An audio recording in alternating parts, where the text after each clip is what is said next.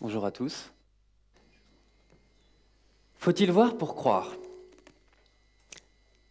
J'avais très envie de vous dire la réponse est non, je vous souhaite un bon week-end. Et je me suis dit que ce serait peut-être bien d'essayer d'y répondre d'une manière un petit peu plus argumentée. Vous avez peut-être entendu parfois les gens vous dire « Moi je crois pas, mais honnêtement, si je voyais Dieu, ou si je voyais un miracle, je croirais. » En tant que chrétien, vous avez peut-être certains entendu des gens qui ne croyaient pas vous dire « Écoute, pas de souci, tu me montres ton Dieu, et j'y croirais, il n'y a aucun problème. » Et parfois, les gens s'appuient sur l'histoire de Thomas, que vous connaissez peut-être.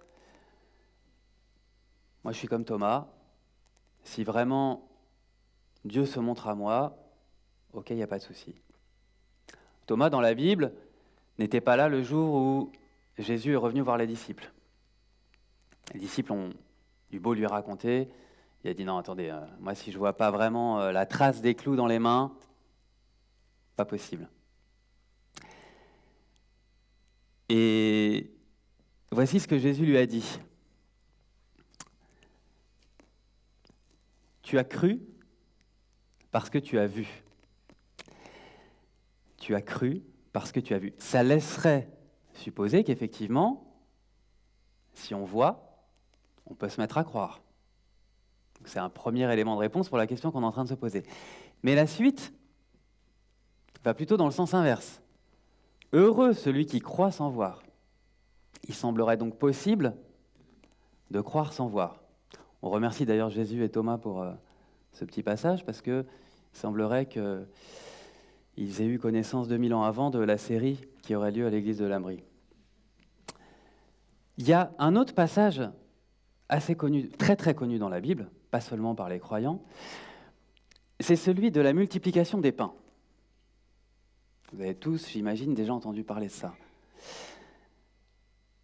C'est même un passage qui a servi aux gens qui ne croyaient pas forcément en Dieu pour dire non mais franchement les chrétiens, vous êtes hyper crédules quoi. Il y a 5 pains et 2 poissons dans le panier, il y a des milliers de personnes autour, ils commencent à distribuer les pains et les poissons dans les allées, et puis à la fin, tout le monde a eu des pains et des poissons et les paniers sont remplis. Non, franchement. Mais si le passage est très connu, la réaction qu'il y a eu après ce miracle est beaucoup moins connue. Et pourtant, elle est peut-être encore plus incroyable que ce miracle lui-même. On va voir ce qu'ont dit les disciples qui ont assisté à ça le lendemain à Jésus. J'ai la foi qu'on va le voir. Donc, le lendemain du miracle, Jésus vient tranquillement de multiplier les pains et les poissons. Il y avait une immense foule qui était vraiment attirée par le message de Jésus, qui avait envie d'en savoir plus un petit peu sur Dieu, sur les choses qu'il racontait. Et ils vont voir Jésus et ils lui disent « Quel miracle fais-tu donc, afin que nous le voyions et que nous te croyions? Quelle œuvre fais-tu » Jésus vient de faire un miracle et le lendemain ils lui disent « Attends, ce serait bien que tu fasses un petit miracle parce que on a envie d'y croire à ton truc. Mais bon, faudrait que tu nous montres une preuve un peu, quoi, quelque chose... Bon, les pains et les poissons, c'était sympa, mais un truc un peu plus fort, quoi. Allez, tu peux faire un autre miracle, ça mange pas de pain. Peut-être certains lui ont dit ça. Moi, j'aurais été à la place de Jésus, personnellement, j'aurais dit, écoutez les gars, Attendez, vous étiez des milliers, je vous ai filé à tous du pain, ça va, vous voulez pas du vin et du boursin en plus. Mais heureusement, Jésus était un petit peu meilleur que moi en répartie. Mais c'est pas le pire, hein. Ça continue. Donc déjà, ils lui disent, attends, tu pourrais nous faire un miracle. Et ils prennent comme exemple ce que Dieu a fait avec le peuple juif des années auparavant. Nos pères ont mangé la manne dans le désert, selon qu'il est écrit, il leur donna à manger le pain venu du ciel.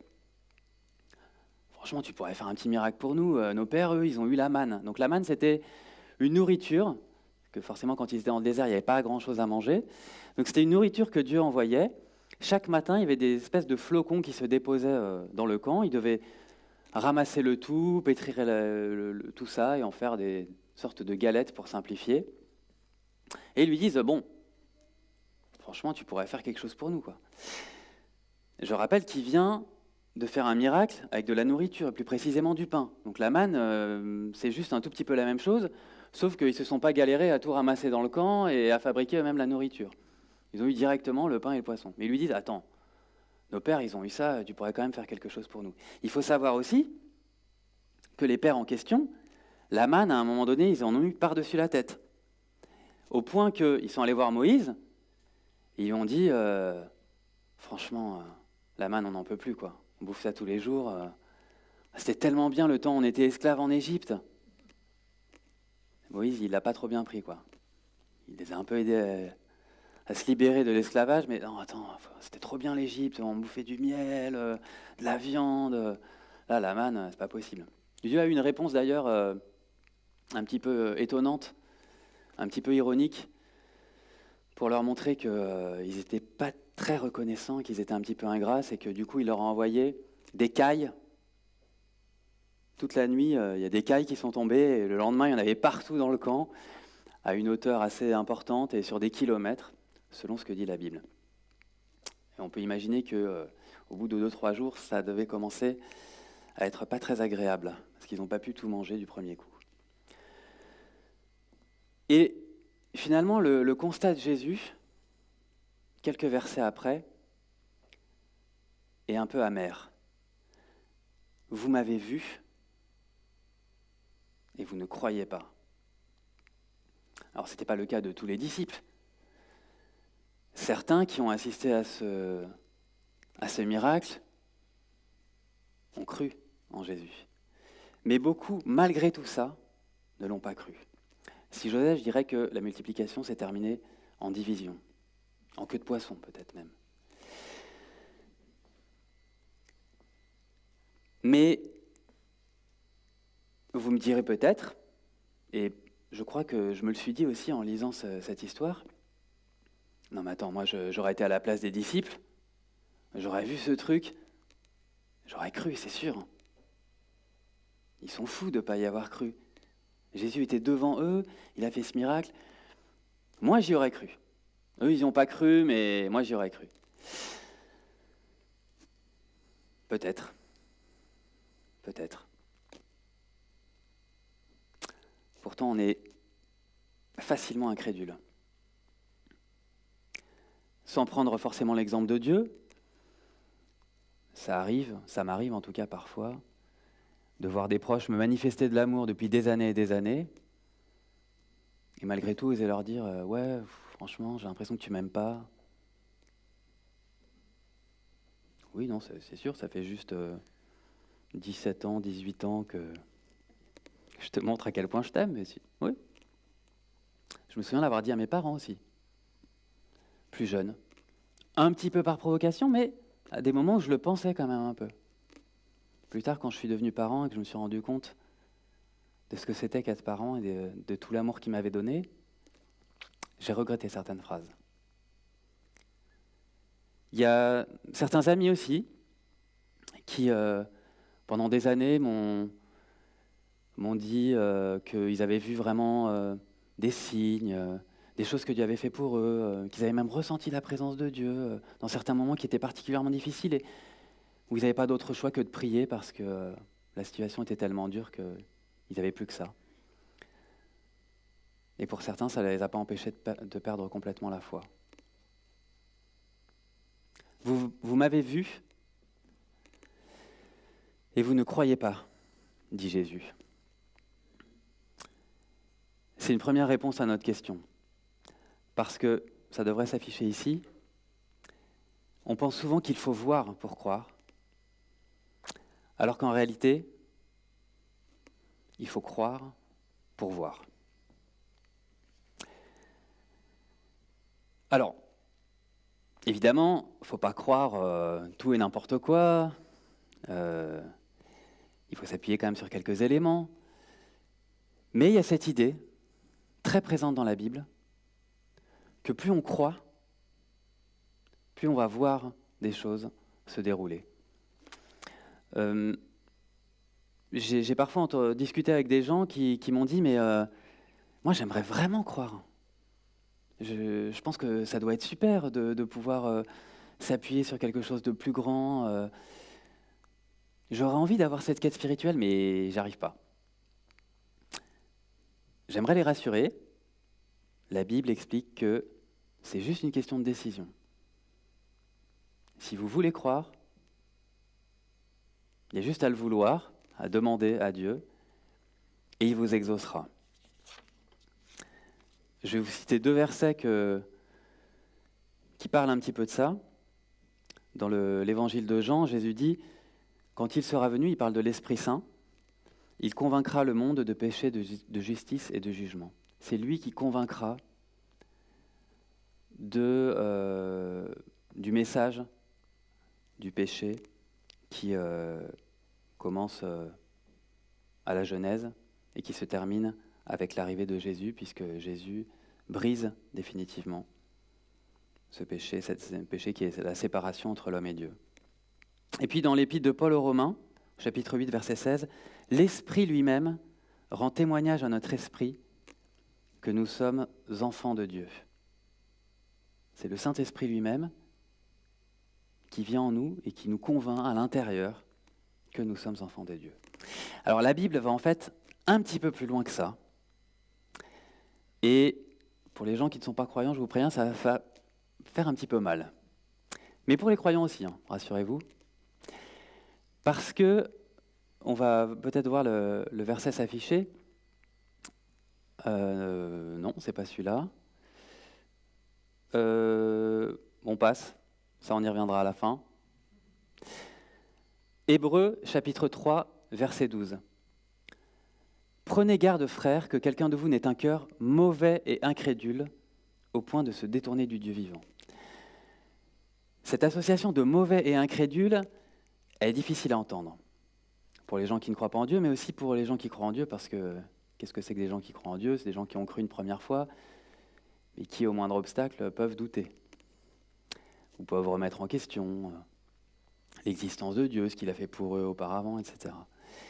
Mais c'est quelque chose qui revient souvent dans la Bible, l'idée que l'incrédulité est en fait un endurcissement du cœur. Il n'est pas facile. Une idée qu'on peut comprendre un petit peu quand on se souvient du verset qui est assez connu aussi, je pense, qui devrait suivre,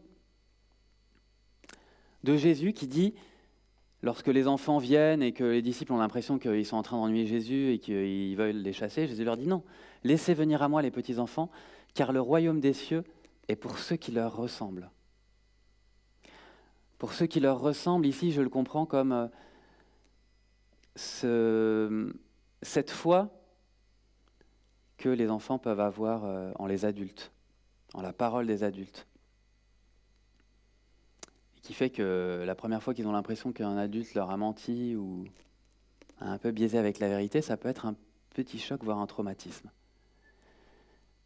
C'est à ça que Dieu nous invite, à avoir un cœur d'enfant, à croire en lui de tout notre cœur et à ne pas endurcir notre cœur.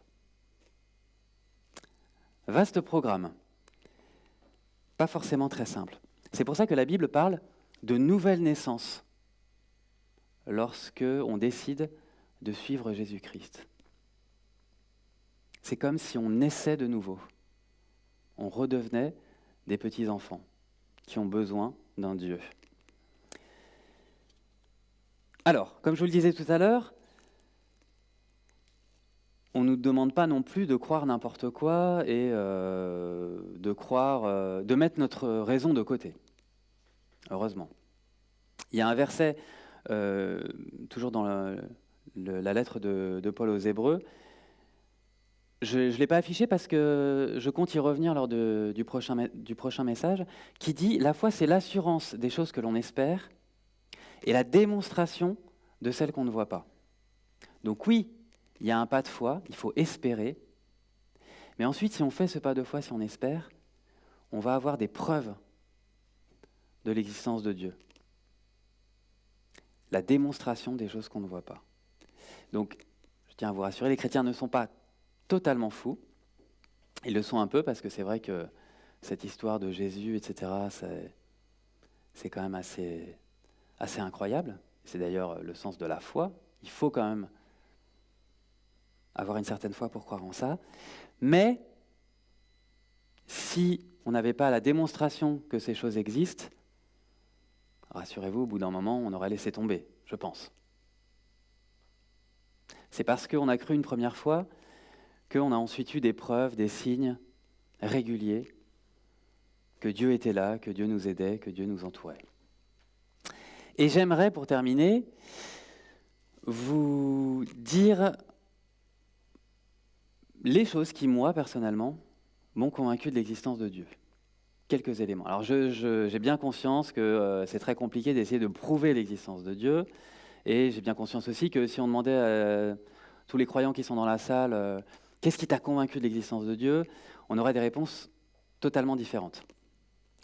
Mais je trouve ça intéressant, justement. Rien ne vous empêche à la fin d'aller demander aux autres, ou entre gens qui croient aussi, ça peut être intéressant de savoir qu'est-ce qui vous a convaincu. Donc, j'ose quand même vous donner ces 4 points, et vous en faites ce que vous voulez. La première chose, c'est la conscience du bien et du mal. J'avoue que c'est l'une des choses qui me convainc de l'existence de Dieu, et j'ai l'impression que si on n'était que des êtres de chair, il n'y aurait pas de sens à ce qu'on soit aussi souvent travaillé lorsqu'on a fait quelque chose de mal. On a l'impression qu'il y a quelque chose là il y a un petit nœud qui reste. Et de la même façon, on ne se sentirait pas aussi bien quand on a l'impression d'avoir fait ce qu'il fallait. Et il y a un verset d'ailleurs qui parle de ça dans la Bible.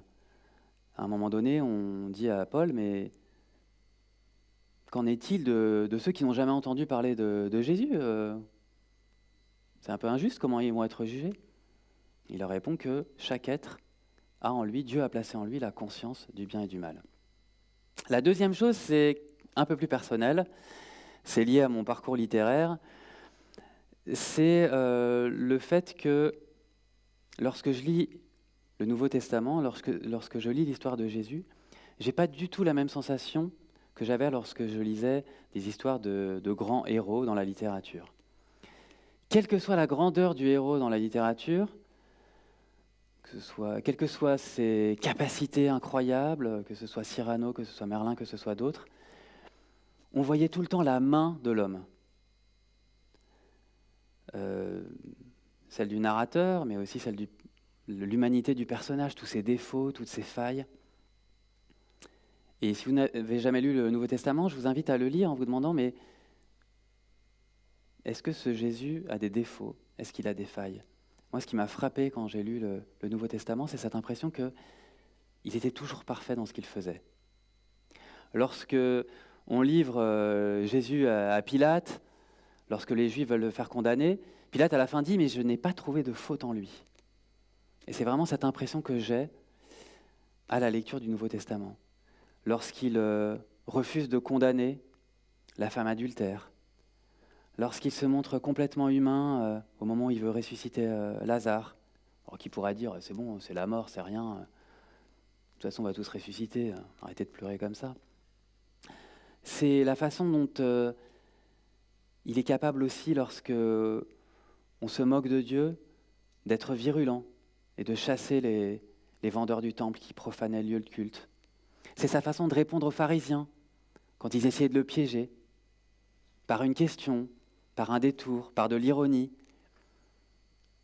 pour leur montrer justement qu'il avait bien conscience que ce n'était pas une vraie question et qu'il était juste en train de le piéger, d'essayer de le piéger. Et j'ai l'impression que dans tout ce qu'il fait, il réagit comme il aurait fallu réagir, et que c'est difficile de trouver mieux. Et je ne vois pas cette main de l'homme, alors que les différents testaments ont été écrits par 4 hommes, et des hommes totalement différents. Et c'est d'ailleurs le troisième point qui me convainc, c'est qu'il y a une incroyable cohérence entre ces récits. Je ne sais pas si ça vous est déjà arrivé, mais même dans les familles, parfois, on se remémore un souvenir, et puis on se rend compte qu'on n'a pas du tout la même version. Ça m'est arrivé plusieurs fois avec mes frères et sœurs, je dis, mais non, attends, ça ne s'est pas du tout passé comme ça. Mais non, c'était pas ici. Si, j'en suis sûr. Non, moi aussi, j'en suis sûr. Et là, il y a parfois des petites choses un peu différentes sur certains détails, mais l'ensemble est d'une cohérence absolument incroyable. L'existence de Jésus n'est pas à remettre en question, elle a été prouvée, mais on peut se demander si il a effectivement fait tout ceci, tous ces miracles dont on parle. Et je trouve que quand on lit le Nouveau Testament, il y a vraiment une cohérence entre ces 4 témoignages. Et puis la dernière, c'est le ressenti.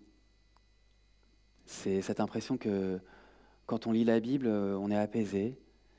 Et cette impression que quand je fais ce que Dieu me conseille de faire dans ce livre, et bien souvent j'ai l'impression d'avoir bien fait. Et inversement, quand je ne le fais pas, j'ai l'impression que ce n'était pas forcément la bonne solution.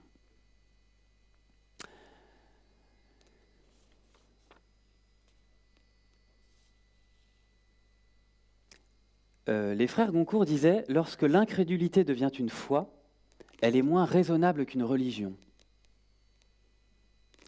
C'est intéressant parce que ça montre que le fait d'être totalement incrédule et d'être sûr à 100% que Dieu n'existe pas, c'est aussi une certaine foi. Il est impossible pour l'instant scientifiquement de prouver l'existence de Dieu ou sa non-existence.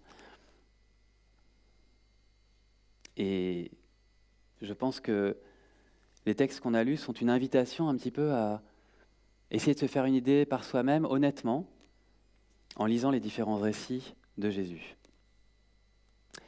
Le message de la Bible est donc l'inverse de celui qu'on a retenu de Thomas au départ. Thomas disait « Non, il faut que je voie pour croire ». Et donc cette phrase que j'aimerais que vous reteniez aujourd'hui, on pense souvent qu'il faut voir pour croire, alors qu'en réalité, il faut croire pour voir. C'est vraiment quelque chose qui vaut autant pour les croyants que pour les non-croyants. Si vous faites l'expérience, si vous essayez de croire de plus en plus, ce que Dieu dit, c'est que vous verrez de plus en plus. Ça vaudrait peut-être le coup d'essayer, c'était le sens du pari de Pascal. Et c'est ce à quoi nous invite Jésus. Croyez, vous verrez, croyez de plus en plus, et vous verrez de plus en plus. Et du coup, on peut remettre les 2 citations de tout à l'heure. C'est Jésus qui s'adresse à Marthe au moment de la résurrection de Lazare. « Ne t'ai-je pas dit que si tu crois, tu verras la gloire de Dieu ?»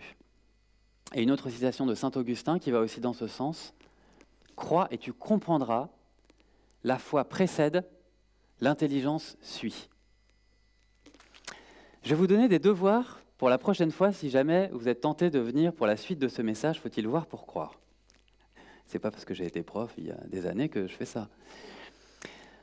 Je vous invite vraiment à faire cet effort de repenser à votre vie, repenser aux étapes de votre vie et vous demander sincèrement, honnêtement, si à certains moments, vous n'avez pas eu l'impression qu'il y a eu une aide extérieure. Si à certains moments, il n'y a pas eu des signes que vous n'étiez pas tout seul, que quelqu'un vous aidait.